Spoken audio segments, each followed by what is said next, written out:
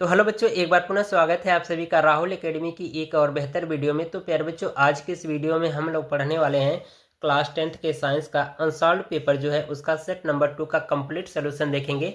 तो प्यारे बच्चों, यहाँ पर मेरे पास है कक्षा 10 के विज्ञान का अनसॉल्व पेपर, ठीक है, जो कि ये राज्य प्रकाशन का है, टोटल एनसीईआरटी पैटर्न पर आधारित है। तो इस अनसॉल्व पेपर का जो सेट नंबर 2 है उसका कंप्लीट सोल्यूशन देखेंगे, ठीक है। तो प्यारे बच्चों, वीडियो शुरू करने से पहले यदि आप हमारे यूट्यूब चैनल पर पहली बार आए होंगे तो चैनल को सब्सक्राइब कर लीजिएगा। वीडियो पूरा देखिएगा बच्चों। वीडियो यदि आपको पसंद आती है तो वीडियो को लाइक करिएगा और साथ ही साथ चैनल को सब्सक्राइब करना न भूलिएगा। तो चलिए बच्चों, बिना किसी देरी के आज की वीडियो को शुरू करते हैं, ठीक है। तो प्यारे बच्चों, यहाँ पर हम लोग इस अनसॉल्व पेपर का सेट नंबर 2 देखेंगे। तो ये जो पहला जो सेट है प्यारे बच्चों, मैंने इसका कंप्लीट सोल्यूशन प्रोवाइड कर दिया है। अगर नहीं देखें इस सेट का वीडियो तो लिंक आपको डिस्क्रिप्शन में मिल जाएगा, उसको जरूर देखिएगा, क्योंकि इसमें जितने भी क्वेश्चन हैं सभी के सभी क्वेश्चन महत्वपूर्ण हैं, ठीक है। और यही क्वेश्चन बार बार रिपीट भी किए जाते हैं, ठीक है। तो हम लोग इसका सेट नंबर 2 देखेंगे। तो यहाँ पर देखिए लिखा गया है विज्ञान केवल प्रश्न पत्र सेट नंबर 2, ठीक है, 2024। और ये पेपर का संकेतांक दे रखा है आपको 824 आई की, और पूर्णांक जो पेपर का है वो 70 नंबर का है। समय जो है आपको दिया गया रहेगा वो 3 घंटा 15 मिनट का रहेगा, ठीक है। तो इस प्रश्न पत्र का हम लोग खंड अ करेंगे। और यहाँ पर देखिए जो खंड अ है टोटल बहुविकल्पी प्रश्न रहेगा 20 है, जो कि आपको OMR सीट में भरना होगा, ठीक है। तो यहाँ पर देखिए लिखा है उपभाग 1। तो प्यारे बच्चों, उपभाग 1, उपभाग 2, उपभाग 3 3 भाग में बटा रहेगा, ठीक है। तो पहले उपभाग में आपको भौतिक विज्ञान के कुछ क्वेश्चन रहेंगे, दूसरे में रसायन विज्ञान के, तीसरे में जीव विज्ञान के रहेंगे, ठीक है। तो कुल मिलाकर के 20 बहुविकल्पी प्रश्न रहेंगे, ठीक है, जो कि आपको OMR सीट में भरना होगा, ठीक है। तो चलिए यहाँ पर पहला प्रश्न देखेंगे। तो इसमें देखिए कहा जा रहा है कि अवतल दर्पण के सम्मुख ध्रुव और फोकस के बीच स्थित वस्तु का प्रतिबिंब बनता है। कहाँ पर बनता है? सीधा आभासी छोटा, या कह रहा है सीधा आभासी बड़ा, या सीधा वास्तविक बड़ा, या सीधा वास्तविक छोटा, ठीक है। तो प्यारे बच्चों, इसका मतलब ये होता है कि जो अवतल दर्पण होता है उसकी फोकस दूरी और ध्रुव के बीच में अगर वस्तु स्थित रहती है ना, तो जो प्रतिबिंब बनता है वो आभासी बनता है, सीधा बनता है और वस्तु से बड़ा बनता है, ठीक है। तो ये आपका ऑप्शन नंबर बी करेक्ट हो जाएगा, ठीक है। अब इसके बाद देखिए कहा जा रहा है कि दूसरे प्रश्न में कि दूरदृष्टि दोष, यानी इसको हम लोग दीर्घ दृष्टि दोष के नाम से भी जानते हैं। तो कह रहा है कि के निवारण के लिए कौन सा लेंस प्रयुक्त होता है। तो प्यारे बच्चों, दूरदृष्टि दोष और निकट दृष्टि दोष मैंने पूरा कंप्लीट वीडियो प्रोवाइड कर दिया है। अगर नहीं देखे तो उसको जरूर देखिएगा। उसमें निवारण में मैंने बताया था कि जो दूरदृष्टि दोष अगर किसी व्यक्ति की आंख में होता है तो उसको उत्तल लेंस से बने चश्मे का प्रयोग करना होता है, ठीक है। तो यहाँ पर जो ऑप्शन नंबर जो 20 सही हो जाएगा, उत्तल लेंस, ठीक है। तो तीसरा प्रश्न देखेंगे बच्चों। तो इसमें तीसरे प्रश्न में देखिए कहा जा रहा है कि एक लेंस से 0.2 मीटर दूर रखी वस्तु के आभासी प्रतिबिंब का आवर्धन 0.5 है, यह लेंस होगा। तो पूछ रहा है कि लेंस कैसा होगा, उत्तल होगा कि अवतल होगा, ठीक है। तो इसमें आपको वस्तु की दूरी दे रखा है और आवर्धन क्षमता दे रखा है, तो लेंस पूछ रहा है कि वो कैसा होगा, ठीक है। तो लेंस को पता करने के लिए हम लोग क्या करते हैं, पहले फोकस दूरी ज्ञात करेंगे। अगर फोकस दूरी हमें पता हो जाएगी, अगर फोकस दूरी माइनस में आ रही है तो वो हमारा कैसा होगा, अवतल लेंस होगा। अगर फोकस दूरी प्लस में आएगी तो वो उत्तल लेंस होगा। तो हमें कैसे पता चलेगा, फोकस दूरी से। तो आइए हम लोग इस जो डाटा दिया गया इससे हम लोग क्या करेंगे, फोकस दूरी का मान ज्ञात करेंगे, ठीक है। तो यहाँ पर सॉल्व करेंगे इसको। सबसे पहले बढ़िया क्वेश्चन है, तो यहाँ पर लिखेंगे सॉल्व, और जो मान दिया गया होता है उसको नोट कर लेंगे। तो यहाँ पर लिखेंगे दिया है, ठीक है। तो मान जो आपको दिया गया है, वस्तु की दूरी u बराबर आपको दे रखा है 0.2 मीटर, और आवर्धन क्षमता यानी m बराबर 0.5 दे रखा है, ठीक है। तो इससे हम लोग ये v का मान पता कर लेते हैं, क्योंकि m बराबर हमें फार्मूला पता है v/u, ठीक है। तो इसका क्रॉस गुणा करा दें तो ये हो जाएगा v बराबर m इंटू यू। तो अब यहीं पर मान रख दीजिए। तो v बराबर m का मान 0.5 और u का मान 0.2, ठीक है। तो गुणा करा देंगे तो v बराबर हमें मिल जाएगा कितना, 1.0 मीटर, या 1 मीटर भी कह सकते हो, ठीक है। ये v का मान पता चल गया। अब इसी से हम क्या करेंगे, फोकस दूरी ज्ञात कर लेंगे, ठीक है। तो यहाँ पर लिखेंगे लेंस सूत्र से, लेंस सूत्र से। तो लेंस सूत्र क्या होता है प्यारे बच्चों, इसको जरूर लिखना, क्योंकि इसके भी नंबर मिलेंगे। अगर मान लो कैलकुलेशन आपकी गलत हो जाती है तो फार्मूला सही रखेंगे तो वहाँ पर आपको फार्मूले का 1 नंबर मिल जाएगा, ठीक है। तो ये हो जाएगा 1/f बराबर 1/v माइनस 1/u। ठीक है, ये हमारा लेंस सूत्र होता है और इसी से हम क्या करेंगे, f का मान निकालेंगे। ठीक है, तो इसे मान रखिए तो हो जाएगा 1/f बराबर, ये हो जाएगा 1/1.0 माइनस, ठीक है, 1/0.2। अब ये दशमलव हटाने के लिए प्यारे बच्चों हम अंश और हर में 10 से गुणा और 10 से भाग कर देंगे, तो ये मान हमें मिल जाएगा 10/10 माइनस 10/2। ठीक है, भाग कर दीजिए तो ये हो जाएगा 5 और ये हो जाएगा 10 एकम 10। ठीक है, तो ये हो जाएगा 1/f बराबर माइनस, यानी 1 माइनस 5। ठीक है, तो इसको घटा देंगे तो कितना मिल जाएगा, -4। अब इसके बाद हम क्या करेंगे, f का मान निकाल लें, तो ये हो जाएगा f बराबर कितना, -1/4 और f बराबर भाग कर देंगे तो -0.25 मिल जाएगा मीटर। तो इसी को हम लोग प्यारे बच्चों लिख सकते हैं कुछ इस तरह से भी, f बराबर 0 यानी -0.2 मीटर भी लिख सकते हैं। एक अंक के बाद दशमलव का एक ही स्थान तक रखें। तो यहाँ पर देख रहे हो जो प्यारे बच्चों फोकस दूरी आई किस में आई है, माइनस में। तो जो अवतल लेंस होता है उसकी फोकस दूरी माइनस में होती है, तो यहाँ पर लिख देंगे अवतल लेंस, अवतल लेंस। तो अब यहाँ पर आइए ऑप्शन मिलाते हैं कि ऑप्शन कौन सा सही है। तो इसमें देखिए 1 मीटर फोकस दूरी तथा अवतल लेंस ये होगा नहीं। ठीक है, यहाँ पर देखिए 0.2 मीटर फोकस दूरी का अवतल लेंस, तो ये हमारा देखो फोकस दूरी आ रहा है 0.2 मीटर और लेंस कैसा है, अवतल लेंस है, तो इसलिए ऑप्शन नंबर बी सही हो जाएगा। ठीक है, चलिए अब इसके बाद प्रश्न नंबर 4 देखेंगे। इसमें देखिए कहा जा रहा है कि जब श्वेत प्रकाश कांच से, ठीक है, कांच के प्रिज्म से गुजरता है तो प्रिज्म के आधार की ओर अधिकतम झुकी प्रकाश किरण का रंग, यानी कि इसका कहने का मतलब ये है कि जब प्रिज्म से कोई श्वेत प्रकाश गुजरता है तो उसके आधार की ओर अधिकतम जो झुका प्रकाश किरण होगा उसका रंग कैसा होता है। तो प्यारे बच्चों मैंने आपको पढ़ा रखा है प्रिज्म का वर्ण विक्षेपण, उसमें आपको एक चित्र बनवाया था। ठीक है, इसको देखते हैं, प्रश्न नंबर 4 को समझ लेते हैं। ठीक है, प्रश्न नंबर 4 में प्यारे बच्चों मैंने ये चित्र बनवाया था प्रिज्म का, जब पढ़ाया था तो प्रिज्म का यानी प्रकाश का वर्ण विक्षेपण प्रिज्म द्वारा। ठीक है, तो यहाँ से जब कोई श्वेत प्रकाश किरण इस प्रिज्म से होकर के गुजरती है, जब निर्गत होती है तो ये अपने 7 अवयवी रंगों में क्या हो जाती है, बट जाती है। ठीक है, तो यहाँ पर देख रहे हो कि सबसे ऊपर लाल रंग होता है और सबसे नीचे बैगनी का।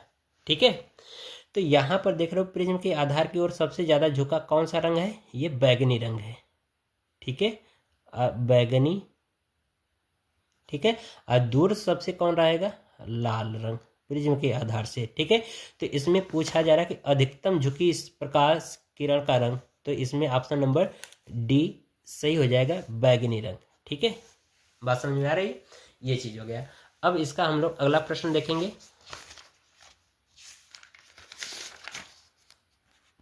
अगले प्रश्न में कहा जा रहा है प्यारे बच्चों, कह रहा है कि R1 व R2 प्रतिरोधों के 2 तार समांतर क्रम में जोड़े जाते हैं तो इनका तुल्य प्रतिरोध होगा। ठीक है, ये आपसे पूछा जा रहा है कि इनका तुल्य प्रतिरोध का मान क्या होगा, तो इसको सॉल्व करेंगे। तो यहाँ पर प्रश्न नंबर 5 है।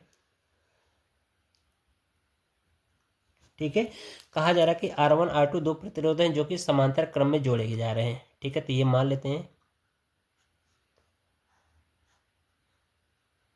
ठीक है, ये R1 है और ये R2 है, 2 प्रतिरोध है, समांतर क्रम में जोड़ दिया गया, तो इनका तुल्य प्रतिरोध क्या हो जाएगा। फार्मूला हमारा होता है समांतर क्रम का कि 1/R बराबर 1/R1 प्लस 1/R2 होता है। इसी को सॉल्व कर लीजिए तो ये हो जाएगा 1/R तुल्य प्रतिरोध यानी कि 1/REQ यानी इक्विवेलेंट। ठीक है, ये हो जाएगा 1/R1 प्लस 1/R2, इनका क्रॉस गुणा करा दीजिए। ठीक है, तो ये हो जाएगा 1/REQ बराबर ये हो जाएगा आपका R2 plus R1 into R2। ठीक है, ये हो जाएगा। अब इसका R का मान निकाल लेंगे तो ये क्या हो जाएगा, पलट जाएगा, तो ये हो जाएगा REQ बराबर ये हो जाएगा R1 into R2 plus R2 plus R1 या R1 प्लस R2 भी कह सकते हैं। ये हमारा तुल्य प्रतिरोध का मान निकल के आ जा रहा है। ठीक है, तो ऑप्शन नंबर यहाँ पर मिलाएंगे। ठीक है, तो यहाँ पर देखिए ऑप्शन आपका कौन सा सही हो जाएगा, सी सही हो जाएगा। ठीक है, ऑप्शन नंबर सी सही हो जाएगा क्योंकि यही मैच कर रहा है। ठीक है, बात समझ में आ रही है। चलिए अब हम लोग अगला क्वेश्चन देखेंगे। इसमें देखिए कहा जा रहा है प्रश्न में, इसमें कहा जा रहा है कि बिजली के बल्ब का फिलामेंट यानी तंतु बना होता है नाइक्रोम का या लोहे का या टंगस्टन या कांस्टेंटन। तो टंगस्टन का बना होता है प्यारे बच्चों। ठीक है, यह आपको ध्यान रखना है। ठीक है, तो ऑप्शन नंबर सी सही हो जाएगा। अब इसके बाद प्यारे बच्चों इसमें देखिए कहा जा रहा है कि जो वैद्युत सेल है वो रूपांतरण करता है। तो वैद्युत सेल में कौन सी ऊर्जा होती है? रासायनिक ऊर्जा। अब वो किसको कन्वर्ट कर देता है? रासायनिक ऊर्जा को विद्युत ऊर्जा में। तो हम कह सकते हैं कि जो वैद्युत सेल होता है वो रासायनिक ऊर्जा को विद्युत ऊर्जा में रूपांतरित करता है। ठीक है, तो यहाँ पर ऑप्शन नंबर आपका बिल्कुल मैच कर रहा है, रासायनिक ऊर्जा का विद्युत ऊर्जा में। ठीक है, तो ऑप्शन नंबर ए सही हो जाएगा। फिर इसके बाद देखिए उपभाग 2। ठीक है, तो इसमें कहा जा रहा है कि रासायनिक अभिक्रिया आपको दिया गया है, कह रहा है कि इस Y के स्थान पर क्या भरा जाएगा। ठीक है, S भरा जाएगा या H2S या SO2 या Cl2। तो प्यारे बच्चों इसमें क्या भरा जाएगा? Y के स्थान पर H2S भरा जाएगा। तो ऑप्शन नंबर बी सही हो जाएगा। ठीक है, इसमें अब देखिए 9वें में कहा जा रहा है कि निम्न में से कौन सा अम्लीय लवण है। ठीक है, NaCl या NaHSO4 या Na2SO4 या KCN। तो इसमें ऑप्शन नंबर बी सही हो जाएगा, यानी NaHSO4। ठीक है, ये हो जाएगा। और 10वें में कहा जा रहा है कि मैट में मुख्यतः होता है FeS होता है या Cu2S होता है या Cu2S FeS। ठीक है, तो यही होता है, ऑप्शन नंबर सी सही हो जाएगा, यानी Cu2S तथा FeS होगा। ठीक है, अब इसके बाद 11वें में कहा जा रहा है कि निम्न रासायनिक समीकरण को पूरा कीजिए। ठीक है, तो इसमें कहा जा रहा है कि ये आपको डॉटेड बनाया गया है कि यहाँ पर क्या भरा जाएगा। तो यहाँ पर प्यारे बच्चों ये भरा जाएगा CH3COOH, यानी कि मेथिल क्या नाम है, ये आपका मिल जाएगा एथिल अम्ल, एस्टिक अम्ल। ठीक है, तो ये हो जाएगा आपका। तो इसको हम लोग लिखेंगे CH3COOH। ठीक है, ये भरा जाएगा। तो इसमें ऑप्शन नंबर बी सही हो जाएगा आपका। फिर इसके बाद देखिए कहा जा रहा है कि उभयधर्मी ऑक्साइड होता है। तो उभयधर्मी ऑक्साइड कौन होता है? इसमें Al2O3 होता है। तो ये ऑप्शन नंबर सी सही हो जाएगा। ठीक है, अब प्यारे बच्चों इसमें देखिए 13वां क्वेश्चन पूछा जा रहा है कि प्रोपेन का रासायनिक सूत्र होता है। तो प्रोपेन को मतलब प्यारे बच्चों ये देख रहे हो एल्केन समूह है। ठीक है, तो एल्केन में क्या होता है कि सिंगल कार्बन के बीच में और हाइड्रोजन के बीच में बंध बनता है और 3 कार्बन होते हैं, उसी को हम क्या कहते हैं? प्रोपेन कहते हैं। तो यहाँ पर देखिए ऑप्शन नंबर बी सही हो जाएगा C3H8, क्योंकि ये एल्केन समूह है। ठीक है, प्रोपेन किसका है? एल्केन समूह का फार्मूला है। तो इसका फार्मूला होता है एल्केन का CnH2n+2। ठीक है, तो अगर n की जगह पे 3 रखेंगे तो ये हो जाएगा 3 और ये 3 दूना के 6 + 2 यानी कि 8, यानी C3H8 हो जाएगा। तो ये आपका ऑप्शन नंबर बी सही हो जाएगा, C3H8। ठीक है, अब इसके बाद उपभाग 3 देखिए, जो कि अब आप इसमें जीव विज्ञान से संबंधित बहुविकल्पी प्रश्न देखेंगे। तो इसमें कहा जा रहा है कि हाइड्रा में जनन होता है। तो जो हाइड्रा में प्यारे बच्चे जो जनन होता है वो कैसा होता है? मुकुलन में होता है। ठीक है, तो ये ऑप्शन नंबर ए सही हो जाएगा, मुकुलन द्वारा होता है। ठीक है, न कि विखंडन द्वारा और न ही खंडन द्वारा, न कि कायिक प्रवर्धन द्वारा। तो इसमें कौन सा प्रजनन होता है? मुकुलन द्वारा होता है। ठीक है, फिर इसके बाद कह रहा है कि पाइरूवेट के विखंडन की क्रिया संपन्न होती है कोशिका द्रव में या माइटोकॉन्ड्रिया में या फिर हौलित लवक में या फिर केंद्रक में। तो माइटोकॉन्ड्रिया में ये वाली अभिक्रिया होती है। ठीक है, चलिए अब हम लोग अगला क्वेश्चन देखेंगे। कहा जा रहा है कि मनुष्य में वृक्क किस तंत्र से संबंधित है, यानी कि जो मनुष्य का जो वृक्क होता है वो किस तंत्र से संबंधित होता है? पोषण से होता है या फिर शोषण से या उत्सर्जन से या फिर परिवहन से? तो प्यारे बच्चों ये जो संबंधित होता है वृक्क, वो उत्सर्जन से संबंधित होता है। तो ऑप्शन नंबर सी सही हो जाएगा। 17वें में कहा जा रहा है कि मेंडल ने प्रारंभिक शिक्षा प्राप्त की थी कहाँ से? मंदिर में, स्कूल में या गुरुकुल में या गिरजाघर। तो प्यारे बच्चे ये क्या थे? एक क्रिश्चियन थे। तो इसका मतलब कि जो शिक्षा प्राप्त किए थे वो कहाँ पे? गिरजाघर में प्राप्त किए थे। ठीक है, तो ये ऑप्शन नंबर डी सही हो जाएगा। फिर इसके बाद देखिए 18वां क्वेश्चन कहा जा रहा है कि मादा जनन तंत्र में किस भाग में लूप स्थापित किया जाता है? अंडाशय में या अंडवाहिनी या फिर गर्भाशय या फिर योनि में? तो इसमें अंडवाहिनी में लूप को स्थापित किया जाता है। ठीक है, तो ये ऑप्शन नंबर बी सही हो जाएगा इसका। अब इसके बाद देखिए कहा जा रहा है कि निम्न में से कौन सा अंग पौधे में नर जननांग का प्रतिनिधित्व करता है? तो मैंने पुष्प की संरचना पढ़ाया था, तो उसमें बताया था कि 2 तरह के, एक मेल भाग होता है, एक फीमेल होता है। जो स्त्री केसर होता है वो मेल होता है, जो पुंग केसर होता है वो आपका क्या होता है? नर जनन भाग होता है। तो इसमें कह रहा है कि नर जननांग का प्रतिनिधित्व करता है तो पुंकेसर करता है प्यारे बच्चों। तो ये ऑप्शन नंबर बी सही हो जाएगा। ठीक है, अगर पुष्प की संरचना नहीं देखे हैं वीडियो तो उसको जरूर देख लीजिएगा। ठीक है, लिंक आपको डिस्क्रिप्शन में मिल जाएगा या फिर हमारी यूट्यूब चैनल के प्लेलिस्ट में जाएंगे, वहां पर सभी वीडियो एक क्रम में मिल जाएगी। ठीक है, चलिए लास्ट क्वेश्चन इसका 20वां देखेंगे बहुविकल्प प्रश्न का। ठीक है, इसमें कहा जा रहा है कि निम्न में से कौन सा, ठीक है, कह रहा है निम्न में से कौन सा, फिर कह रहा है से पर्यावरण मित्र व्यवहार कहलाता है या कहलाते हैं। ठीक है, तो इसमें ऑप्शन नंबर आपको दिया गया ABCD तक। तो कह रहा है कि पर्यावरण मित्र कौन कहलाएगा इन चारों में से। ठीक है, तो कह रहा है बाजार जाते समय खरीदे गए सामान को रखने के लिए कपड़े का थैला ले जाना। ठीक है, ये भी बात बिल्कुल सही है कि जरूर लेकर जाएं कपड़े का, प्लास्टिक वाली चीज़ें उपयोग ना करें। ठीक है, फिर कहा जा रहा है कि अनावश्यक ऊर्जा खर्च बचाने के लिए लाइटों तथा पंखों का स्विच बंद कर देना चाहिए। बिल्कुल सही बात है। ठीक है, कि फालतू बिजली खर्च करने से अच्छा है कि जो स्विच जो हमारे लगे हैं, पंखा, टीवी, बल्ब, सभी को बंद कर देना चाहिए।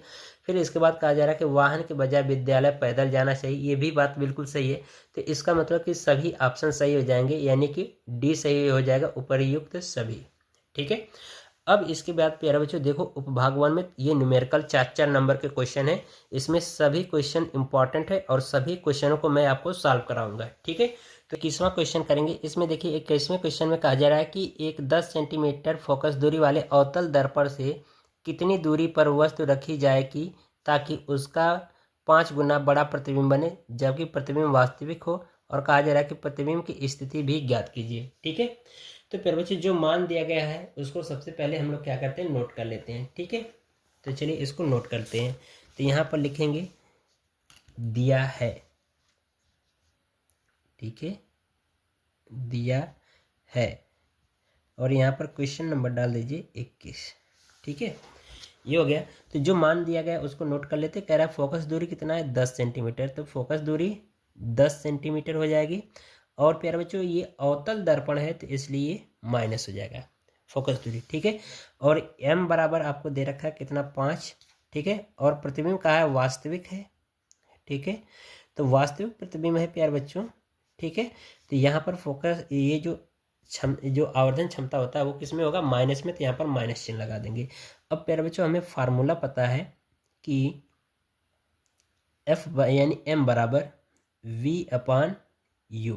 ठीक है, और ये -5, और यहाँ पर माइनस चिन्ह भी होता है। ठीक है, तो ये हो जाएगा माइनस माइनस से कट जाएगा, तो ये हो जाएगा V बराबर 5U। ये हमें U का मान V का मान पता हो गया। अब इसी से हम क्या करते हैं, U का मान ज्ञात कर लेते हैं, क्योंकि हमें U का मान पूछा गया है प्रश्न में। ठीक है, यानी कि वस्तु की दूरी पूछा गया है। ठीक है, यहाँ पर कह रहा है कि कितनी दूर पर एक वस्तु रखी जाए। ठीक है, तो वस्तु की दूरी U का मान पूछा जा रहा है। तो यहाँ पर लिखेंगे दर्पण सूत्र से, दर्पण सूत्र से। तो दर्पण सूत्र क्या होता है फिर बच्चों, 1/F बराबर 1/V प्लस 1/U। ये हमारा दर्पण सूत्र होता है। सूत्र जरूर आप लिखें। ठीक है, और इसको आप ऐसे बॉक्स में बंद जरूर कर दें। ठीक है, क्योंकि हमें ये सारी चीज़ें हाईलाइट हो जाती हैं तो अच्छे नंबर मिलते हैं। ठीक है, तो यहाँ पर हो जाएगा 1/-10, F का मान -10, और बराबर V का मान यहाँ पर देखिए दिया गया है 1/5U, और यहाँ पर हो जाएगा प्लस 1/U। ठीक है, इनको सॉल्व कर लीजिए तो ये हो जाएगा आपका -1/10 बराबर ये हो जाएगा U + 5U बटे 5U स्क्वायर, ये हो जाएगा। ठीक है, तो ये हो जाएगा आपका, यहाँ पर देखिए ये हो जाएगा -1/10, और ये जुड़ जाएगा तो 6U/5U स्क्वायर, तो एक U से कट जाएगा। ठीक है, तो ये मिल जाएगा आपका -1/10 बराबर 6/5U। क्रॉस गुणा करा दीजिए। ठीक है, इसका इधर और इसका इधर, तो ये हो जाएगा आपका -5U बराबर 60। ठीक है, तो भाग करा देंगे -5 का, तो ये हो जाएगा U बराबर -60/5। तो ये 12 बार चला जाएगा, यानी कि 12×25 = 60 होता है, तो ये 12 बार कट जाएगा। तो ये हो जाएगा u बराबर कितना -12 सेंटीमीटर। ये हमारा वस्तु की दूरी हो गया। अगर ये यहाँ पर देखिए एक चीज़ v का मान पूछा है, ठीक है, तो v का मान ज्ञात कर लेते हैं। यहीं पर मान रख दीजिए। तो v बराबर हमें मान पता है कितना 5u, तो मान हो जाएगा v बराबर 5 गुणे 12, ठीक है, -12, ठीक है। तो ये कितना हो जाएगा v बराबर -60 सेंटीमीटर, ठीक है। तो ये हमारा एक आंसर ये हो जाएगा। हमें लेकिन वस्तु की दूरी पूछा तो यही हमें ज्ञात करना है, ठीक है। तो ये आसानी से क्वेश्चन सॉल्व हो गया। अब प्यारे बच्चों अगला क्वेश्चन देखते हैं। अगले क्वेश्चन में देखिए कहा जा रहा है कि एक उत्तल लेंस की फोकस दूरी 50 सेंटीमीटर है। उस वस्तु के प्रतिबिंब की स्थिति बताइए जो लेंस से 25 सेंटीमीटर दूरी की कह रहा है 25 सेंटीमीटर की दूरी पर अक्ष के लंबवत है। तो कह रहा है तथा प्रतिबिंब का आवर्धन भी ज्ञात कीजिए। तो इसमें देखिए फोकस दूरी दे रखा है, ठीक है, और कह रहा है कि प्रतिबिंब की स्थिति बताइए। प्रतिबिंब की स्थिति का मतलब कि v का मान पूछा जा रहा है और ये u का मान दे रखा है, यानी कि f का और u का मान दे रखा है और v का मान पूछा जा रहा है और m का मान पूछा जा रहा है, ठीक है। तो चलिए यहाँ पर जो मान दिया गया है उसको नोट कर लेते हैं, ठीक है। तो यहाँ पर जो क्वेश्चन नंबर 22 है उसको सॉल्व करेंगे। यहाँ पर लिख देंगे क्वेश्चन 22, ठीक है, लिख देंगे दिया है।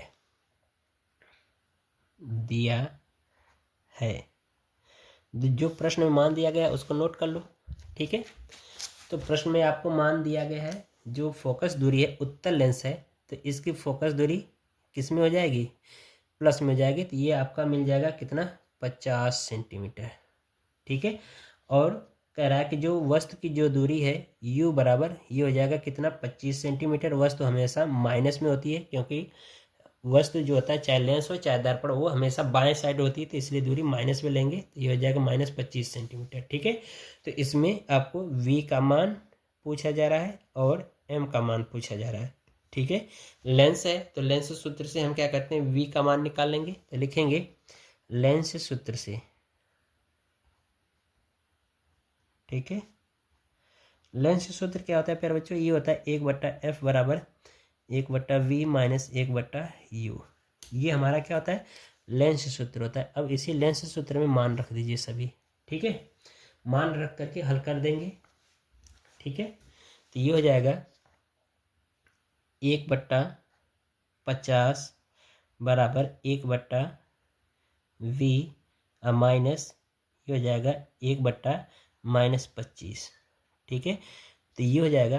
तो प्यारे बच्चों ये आपस में मिल करके क्या हो जाएंगे, ब्रैकेट अगर हटाएंगे तो आपस में मिल करके प्लस हो जाएंगे। तो ये हो जाएगा, इसको 75 करके इधर ला देंगे। तो ये हो जाएगा आपका 1/v बराबर 50 माइनस 25, ये हो जाएगा, ठीक है। अब इसी को हम क्या करेंगे सॉल्व कर देंगे।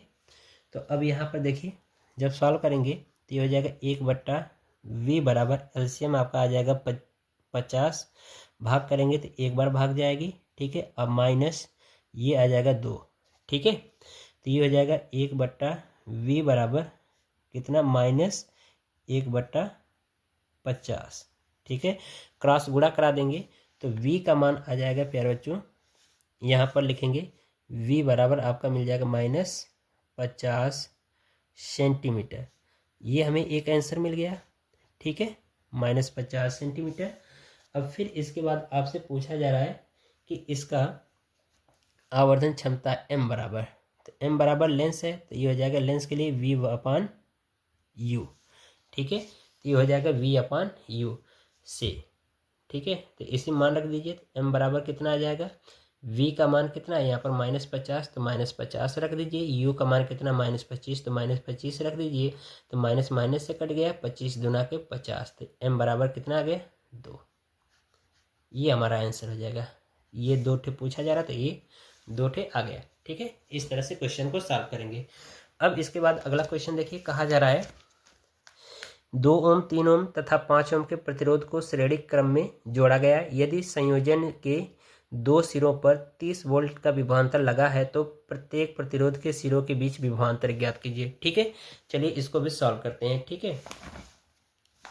तो नेक्स्ट पेज पे देखेंगे तो देखिए इसमें लिखेंगे दिया है, सॉल्व करेंगे तो दिया है इसमें कह रहा है कि जो R1 है वो कितना है, 2 ओम है। हम मान लेते हैं R1 R2, ठीक है। और R2 का मान आपको दिया है, कह रहा है कि 3 ओम है, ठीक है।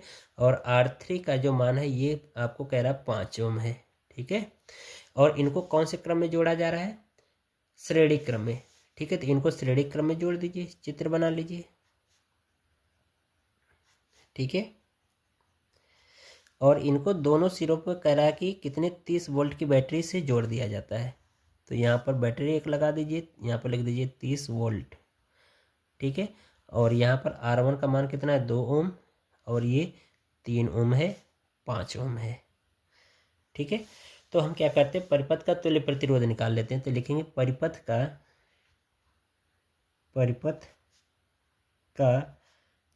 तुल्य प्रतिरोध, ठीक है। तो बच्चों परिपथ का तुल्य प्रतिरोध क्यों निकाल रहे हैं, क्योंकि हमें इनके क्रॉस क्या करना है, विभव का मान ज्ञात करना है। तो विभव का मान कब ज्ञात करेंगे, जब हमें इस परिपथ में प्रवाहित कुल धारा का मान पता हो जाएगा। तो कुल धारा का मान ज्ञात करने के लिए कुल प्रतिरोध का मान पता करना होगा। तो इसीलिए हम क्या कर रहे हैं, तुल्य प्रतिरोध निकाल रहे हैं। तो यहाँ पर लिख देंगे तुल्य प्रतिरोध यानी REQ यानी कि इक्विवेलेंट प्रतिरोध, ठीक है। तो ये श्रेणी क्रम में तो जुड़ जाएंगे आपस में, तो हो जाएगा 2 + 3 + 5, ठीक है। तो REQ बराबर हो जाएगा कितना, 10 ओम। तो पूरे परिपथ का तुल्य प्रतिरोध कितना हो गया, 10 ओम। तो धारा का मान निकालेंगे, तो लिखेंगे प्रवाहित धारा यानी परिपथ में प्रवाहित, यहाँ पर परिपथ में प्रवाहित धारा I बराबर V/R से, ठीक है।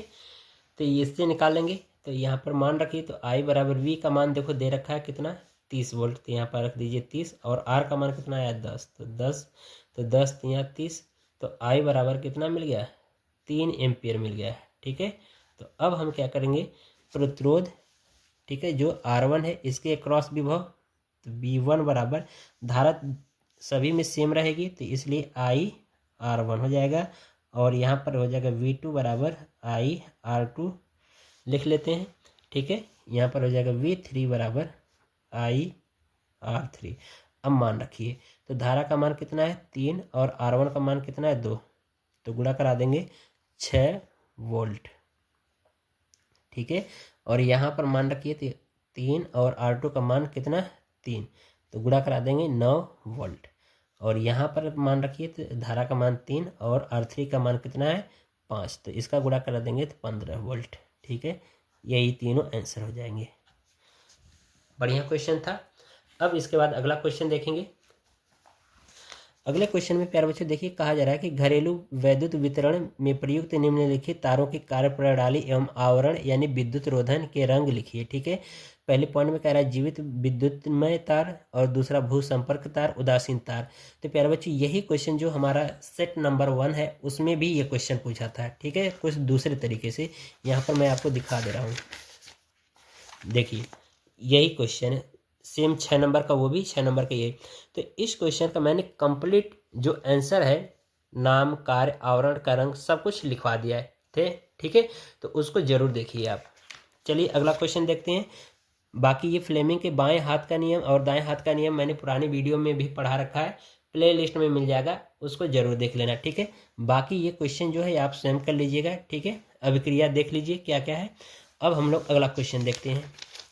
अगले क्वेश्चन में प्यारे बच्चों देखिए, कहा जा रहा है IUPAC नाम है, कह रहा है 27वें में, कह रहा है निम्नलिखित यौगिकों की IUPAC नाम लिखिए। तो यहाँ पर देखिए एल्डिहाइड समूह जुड़ा है, ठीक है।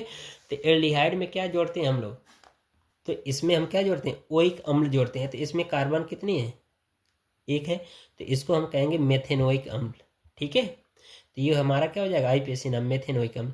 और यहाँ पर ये देखो कार्बन की संख्या 3 है और क्लोरीन जुड़ा है, तो 3 कार्बन को प्रोपेन कहते हैं, क्लोरीन है तो इसको क्लोरो कहेंगे, तो इसको हम कह सकते हैं 1 क्लोरोप्रोपेन, ठीक है। तो इसका IUPAC नाम हो जाएगा 1 क्लोरोप्रोपेन। और यहाँ पर देखो ट्रिपल बॉन्ड बना है, तो ये एल्काइन समूह होते हैं, इसमें आइन जोड़ते हैं। तो ये 2 कार्बन की संख्या है तो एन कहते हैं, तो उसी में आइन जोड़ देंगे तो क्या हो जाएगा, एथाइन, ठीक है। तो इसका IUPAC नाम एथाइन, इसका 1 क्लोरोप्रोपेन, ये हो जाएगा, ये आपका हो जाएगा मेथेनोइक अम्ल, ठीक है, ये आपका IUPAC नाम हो जाएगा। ठीक है, बाकी साबुन क्या है, इसके रासायनिक अभिक्रिया, ये सभी मैं आपको स्पेशल अलग से वीडियो प्रोवाइड करूंगा। ठीक है, जो चीज़ें हमारे यूट्यूब चैनल पर प्रोवाइड नहीं है उनको मैं अलग से बहुत जल्द ही अपलोड करने वाला हूं। बाकी ये यहाँ पर समझ लीजिए अथवा वाले क्वेश्चन में इसमें कह रहा है ऊष्माक्षेपी और ऊष्माशोषी अभिक्रिया को स्पष्ट कीजिए।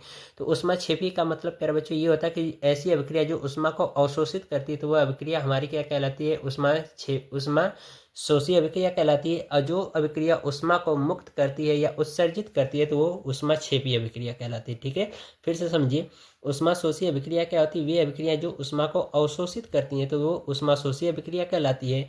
और ऊष्माक्षेपी का मतलब कि वे अभिक्रियाएं जो ऊष्मा को उत्सर्जित करती हैं वो क्या कहलाती हैं, ऊष्माक्षेपी अभिक्रिया कहलाती है। ठीक है, ये हमारा परिभाषा हो जाएगा। ठीक है, इसके बाद देखिए ख में कहा जा रहा है पीएच मान क्या है, इसके हाइड्रोजन आयन सांद्रण से संबंध बताइए। ठीक है, तो प्यारे बच्चों हाइड्रोजन आयन सांद्रण का इसका परिभाषा क्या होता है, इसको मैं बता दे रहा हूँ। इसकी परिभाषा ये होगी कि किसी विलयन के धनायन की सांद्रता, ठीक है, उसके कहा जा रहा है कि ऋणात्मक लवगणक के पीएच मान के कहलाता है। ठीक है, यानी फिर से परिभाषा समझ लीजिए। ठीक है, परिभाषा हो जाएगी कि किसी विलयन के पीएच यानी किसी विलयन के धनायन की सांद्रता यानी हाइड्रोजन आयन की सांद्रता के ऋणात्मक का जो लवगणक होता है वो हमारा क्या कहलाएगा, पीएच मान कहलाएगा। और इसका जो फार्मूला होता है प्यारे बच्चों वो हो जाएगा पीएच बराबर minus log hydrogen plus ion, यही हमारा फार्मूला हो जाएगा। ठीक है, बाकी खनिज तथा अयस्क में अंतर बताना है, इसको देख लीजिए। अंतर बहुत ही इंपॉर्टेंट है, इसका अंतर देख लेते हैं। क्वेश्चन नंबर आपका 27 का ग है। ठीक है, 27 का ग, यहाँ पर 2 कॉलम लिखेंगे। ठीक है, एक कॉलम में खनिज और दूसरे कॉलम में अयस्क।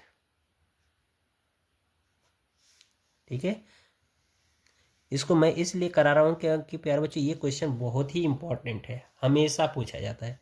तो पहला प्यारे बच्चों ये क्वेश्चन हो, इसका जो ऑप्शन मतलब आंसर होगा खनिज का, कि ये जो सभी जो अयस्क होते हैं ये अनिवार्य रूप से खनिज होते हैं। ठीक है, तो यहाँ पर लिख सकते हैं सभी अयस्क, सभी अयस्क अनिवार्य रूप से